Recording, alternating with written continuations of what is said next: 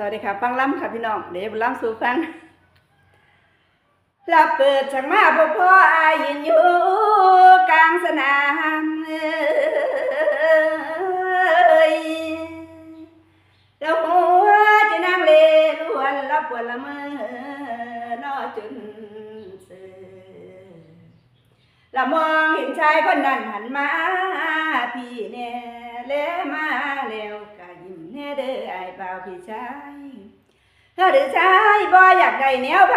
กำมาก่อน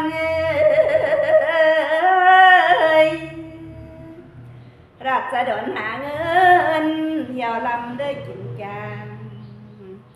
แล้วหรือชายมาหนีเว้นเห็นนางบ่อยากไม่ผู้นึงมักบ่แห้งผู้นึงบ่อยากเบาตาใส่อายบ่เลี้ยวให้นางขอเบาเกี่ยวให้นางขอเบาเกี่ยวน้ำพี่พ่อบุญเฮ้ย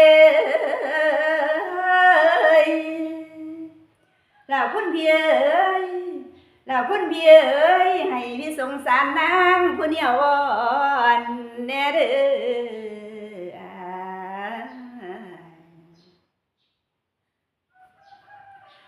แล้วพอแต่มาคันเห็นหน้าอยากว่าจ้าคันถามข้า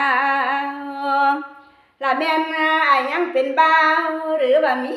คู่สอนขันนอนรวมแล้วไปน้องละให้นางขอเบาเกี่ยวคุณพี่ให้จากใคร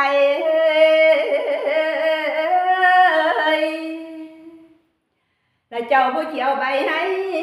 พี่ไขว่าจะแล้วหรือชายหมาหนีเว้นเห็นนางบ่อยากไม่ผู้นึงมักพอแห้งเสียแห้งนางจะจักโบตาใส่ไอ้บ่มองขอให้คุณพี่จ้องมองแน่เดี๋ยวคนดีสามัคคีนความรักหักพี่ชายบ่ไม่แล้วหากพี่ชายหมอมา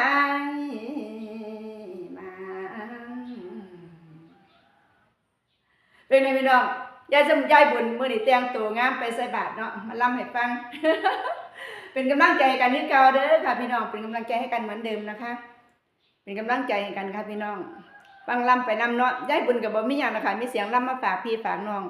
ฟังล่ำไปน้ำทำงานไปน้ำจ้าพี่น้องเป็นกำลังใจให้กันและกันนะคะขอบคุณหลายๆจ้าขอบคุณนะคะ